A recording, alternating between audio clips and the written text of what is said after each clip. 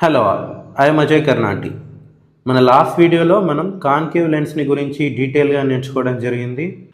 మరి ఈ వీడియోలో మనం మన నెక్స్ట్ టాపిక్ అయిన sign convention for refraction by spherical lenses అనే టాపిక్ గురించి డీటెయిల్గా నేర్చుకుందాం. ఫస్ట్ మన ఈ సైన్ కన్వెన్షన్ అనే టాపిక్ని మనం ఆల్రెడీ స్పెరికల్ మిర్రర్స్ని డిస్కస్ చేసుకున్నప్పుడు నేర్చుకున్నాం. బట్ ఇక్కడ వచ్చేసి మనం లెన్సెస్ గురించి డిస్కస్ చేసుకుంటున్నాం. సో ఓన్లీ కొన్ని మోడిఫికేషన్స్తో మాత్రమే ఈ సైన్ కన్వెన్షన్ అనేది మనం లెన్సెస్కి కూడా యూస్ చేయవచ్చు. అదేంటో ఇప్పుడు చూద్దాం. ఫస్ట్ ఆఫ్ ఆల్ ఈ సైన్ కన్వెన్షన్ని మనం ఎందుకు వాడాలి? For standardization purpose we follow a set of sign convention called the new Cartesian sign convention.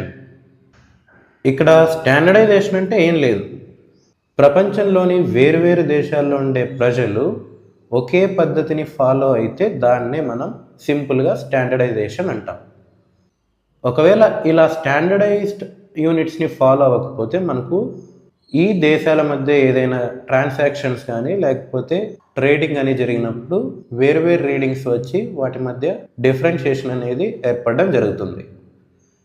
So ఇది మన main purpose for using sign convention. So దీంట్లో మనం యాస్టీస్గా కోఆర్డినేట్ యాక్సిస్ని యూజ్ చేస్తాం. అందులో వచ్చేసి మనకు మెయిన్గా ఈ కోఆర్డినేట్ యాక్సిస్ని బేస్ చేసుకొని మనం లెన్సెస్ యొక్క మ్యానుఫ్యాక్చర్ని కానీ లేకపోతే లెన్సెస్ని యూజ్ చేసి మనం మెజర్ చేసే ఆప్టికల్ డిస్టెన్సెస్ని కానీ క్యాలిక్యులేట్ చేస్తాం. ఇది మన కాన్వెక్స్ లెన్స్ అనుకుంటే ఈ కోఆర్డినేట్ యాక్సిస్ని బేస్ చేసుకొని ఏదర్ కాన్వెక్స్ లెన్స్ అయినా కానీ కాన్కేవ్ లెన్స్ అయినా కానీ ఆప్టికల్ డిస్టెన్సెస్ని కవర్ చేయడం జరుగుతుంది. సో ఈ రకంగా కోఆర్డినేట్ యాక్సిస్ ఉండడం వల్ల మనకు 4 క్వాడ్రంట్స్ అనేవి ఏర్పడడం జరుగుతుంది. అందులో మెయిన్గా మనకు Q1, Q2, Q3 and Q4 ఈ రకంగా మనకు 4 క్వాడ్రంట్స్ అనేవి ఉంటాయి. ఫస్ట్ వచ్చేసి మనం Q1లో అబ్జర్వ్ చేస్తే X అనేది పాజిటివ్ ఉంటుంది, Y కూడా పాజిటివ్ ఉంటుంది. నెక్స్ట్ Q2లో అబ్జర్వ్ చేసామంటే X అనేది నెగిటివ్ ఉంటుంది అండ్ Y అనేది పాజిటివ్ ఉంటుంది. Q3లో అబ్జర్వ్ చేస్తే X నెగిటివ్ ఉంటుంది యాజ్ వెల్ యాజ్ Y కూడా నెగిటివ్ ఉంటుంది. Q4లో X పాజిటివ్ ఉంటుంది అండ్ Y నెగిటివ్ ఉంటుంది. ఇది మన general observation in case of Cartesian coordinates. దీన్ని బేస్ చేసుకొని మనం ఇప్పుడు sign convention for spherical lenses ఎలా ఉంటుందో ఇప్పుడు చూద్దాం. First, the same rules of mirrors for calculating U, V, H, H' can be used for lenses also. అంటే మనం మిర్రర్స్లో ఏవైతే సైన్ కన్వెన్షన్ రూల్స్ని యూజ్ చేసామో అవి ఈ లెన్సెస్కి కూడా U, V, H'ని క్యాలిక్యులేట్ చేసేటప్పుడు సేమ్ ఫాలో అవడం జరుగుతుంది. ఆ మిర్రర్స్లో ఏం చూసామన్నది మనం ఫర్దర్గా చూద్దాం. నెక్స్ట్ వచ్చేసి focal length for a concave lens can be taken as negative and the focal length for a convex lens can be taken as positive. అంటే మనం కాన్కేవ్ లెన్స్ని మన ఎక్స్పెరిమెంట్స్లో యూజ్ చేసేటప్పుడు ఫోకల్ లెంత్ని నెగిటివ్గా తీసుకోవాల్సి ఉంటుంది. అలా కాకుండా మనం కాన్వెక్స్ లెన్స్ని యూజ్ చేసామంటే ఫోకల్ లెంత్ని పాజిటివ్గా కన్సిడర్ చేయాలి. అది మన సెకండ్ రూల్. తర్వాత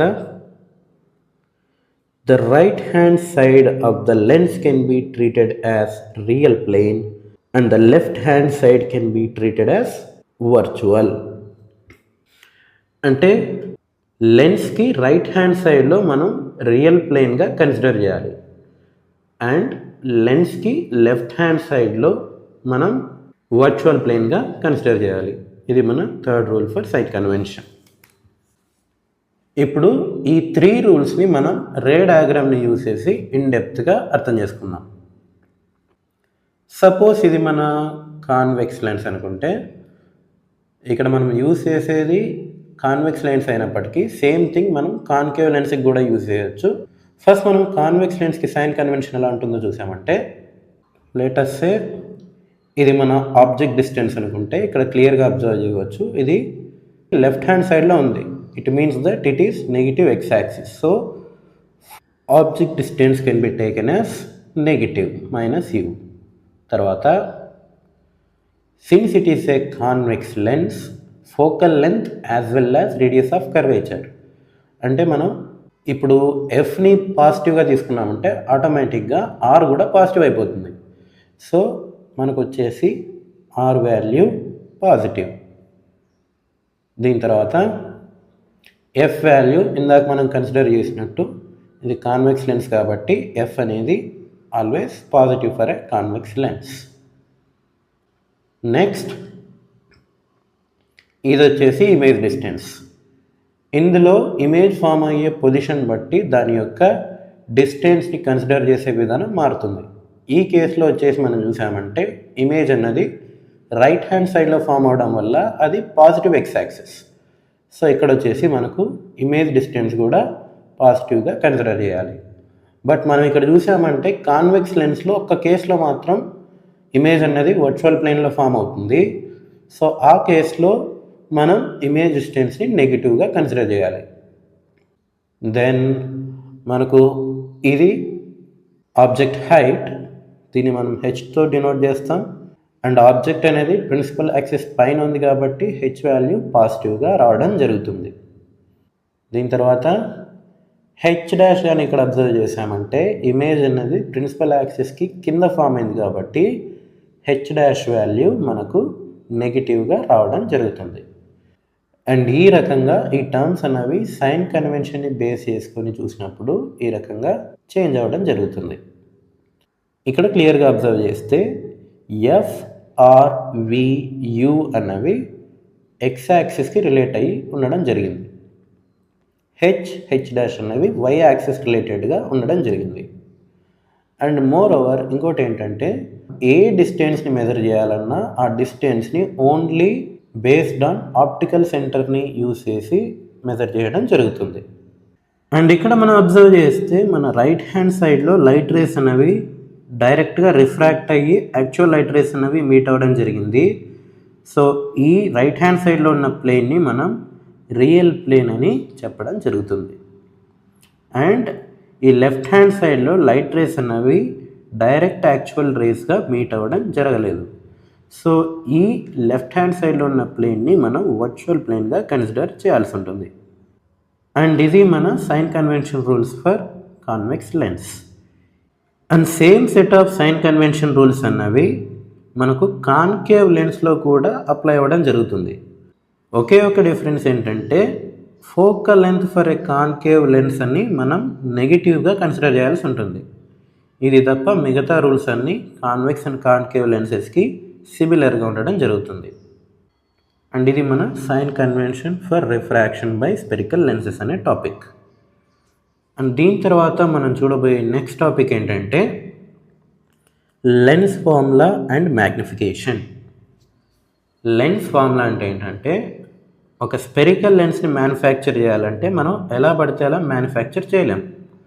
మన పర్పస్ని బట్టి మన యూసేజ్ని బట్టి లెన్సెస్ని డిఫరెంట్ వేస్లో మ్యానుఫ్యాక్చర్ చేయడం జరుగుతుంది. ఈ రకంగా మనం ఈ స్పెరికల్ లెన్సెస్ని మ్యానుఫ్యాక్చర్ చేయడానికి మనకు ఉపయోగపడే ఫార్ములాని ఈ lens making formula or simply lens formula. అదేంటంటే lens formula 1/v - 1/u = 1/f. Same formula మనం మిర్రర్స్లో చూస్తే ఇక్కడ మధ్యలో ప్లస్ని తీసుకోవడం జరుగుతుంది. బట్ లెన్సెస్లో మనకు మైనస్ అనేది రావడం జరుగుతుంది. ఇందులో కనుక మనం చూసామంటే where u is distance of object from the lens, v is distance of image from the lens and f is focal length of the lens. ఇవి ఈ ఫార్ములాలో మనం యూజ్ చేసే టర్మ్స్. ఈ ఫార్ములాని మనం ఎక్కడ వాడాలి? This formula is valid in all situations for all spherical lenses in all positions of the object. లెన్సెస్ని వాడే ఏ సందర్భంలో అయినా ఆబ్జెక్ట్ని లెన్స్ ముందర ఎంత డిస్టెన్స్లో ఉంచినా మనం ఈ ఫార్ములాని యూజ్ చేయవచ్చు. అండ్ ఈ ఫార్ములాని యూజ్ చేసేటప్పుడు మనం గుర్తుపెట్టుకోవాల్సింది ఏంటంటే we must use the new Cartesian sign convention while substituting numerical values for U, V, F and R in the lens formula for solving problems. మనం చేయాల్సింది ఏంటంటే సైన్ కన్వెన్షన్ రూల్స్ని యూస్ చేసి వాల్యూస్ని ఫార్ములాలో సబ్స్టిట్యూట్ చేయాలి. ఇది చాలా important when you are using lens making formula. And దీని తర్వాత మనం చూడబోయే నెక్స్ట్ టాపిక్ మ్యాగ్నిఫికేషన్. మ్యాగ్నిఫికేషన్ అనేది ఇమేజ్ యొక్క సైజ్ని రెఫర్ చేస్తుంది. అది ఎలాగో ఇప్పుడు చూద్దాం. టు క్యాలిక్యులేట్ ద మ్యాగ్నిఫికేషన్ మనకు ఒక ఫార్ములా అనేది ఉంది. అదేంటంటే height of the image divided by height of the object. It is a ratio between heights of image and object. And దీనే మనం నొటేషన్స్లో చూసామంటే m equals to h2 by h1. దీన్నే మనం h'/h అని కూడా చెప్పడం జరుగుతుంది. అండ్ ఇందులో m is nothing but magnification, h2 is nothing but height of the image and h1 is nothing but height of the object. And ఇక్కడ మనకు దీనికి ఇంకో ఫార్ములా అనేది ఉంది. అదేంటంటే magnification m equals to h'/h which is nothing but v by u. h'/h is nothing but h2 by h1. And ఇది అనేది మనకు v బై యూకి ఈక్వల్గా ఉంటుంది. v అంటే ఇమేజ్ డిస్టెన్స్, u అంటే ఆబ్జెక్ట్ డిస్టెన్స్. మ్యాక్సిమం మనకి క్వశ్చన్స్లో ఇమేజ్ యొక్క నేచర్ని, పొజిషన్ని కనుక్కోమని చెప్పడం జరుగుతుంది.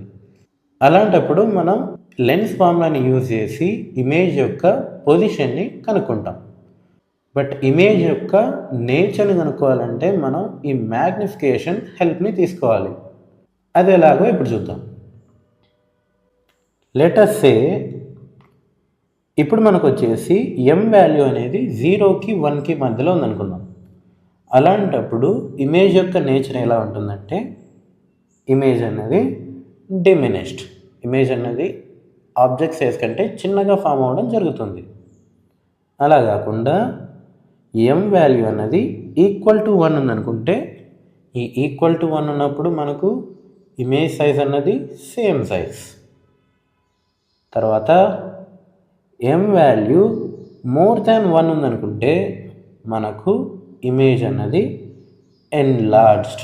ఆబ్జెక్ట్ ఉన్న సైజ్ కంటే ఇమేజ్ అన్నది పెద్దగా ఫామ్ అవడం జరుగుతుంది. అండ్ దెన్ ఒకవేళ m వాల్యూ పాజిటివ్ వచ్చిందనుకుందాం, అంటే గ్రేటర్ దెన్ 0 వచ్చిందనుకుంటే ఆ ఇమేజ్ యొక్క నేచర్ అన్నది ఆల్వేస్ వర్చువల్ అండ్ ఎరెక్ట్. ఇలా కాకుండా మనకు m వాల్యూ అనేది నెగిటివ్ వచ్చిందనుకుందాం. ఇలా నెగిటివ్ వస్తే మనకు ఇమేజ్ యొక్క నేచర్ అనేది రియల్ అండ్ ఇన్వర్టెడ్. ఈ రకంగా మనం మ్యాగ్నిఫికేషన్ సహాయంతో ఇమేజ్ యొక్క నేచర్ని తెలుసుకోవడం జరుగుతుంది. ఇంకోసారి గుర్తుపెట్టుకోండి, ఇమేజ్ యొక్క పొజిషన్ని లెన్స్ ఫార్ములా యూస్ చేసి కనుక్కోవచ్చు. అండ్ ఇమేజ్ యొక్క నేచర్ని మ్యాగ్నిఫికేషన్ యూస్ చేసి కనుక్కోవచ్చు. అండ్ దీంతో మన లెన్స్ ఫార్ములా అండ్ మ్యాగ్నిఫికేషన్ అనే టాపిక్ అనేది ఫినిష్ అవుతుంది. మన నెక్స్ట్ వీడియోలో వీటికి సంబంధించిన న్యూమరికల్స్ని డీటెయిల్గా సాల్వ్ చేసుకుందాం. Thank you all. Stay safe.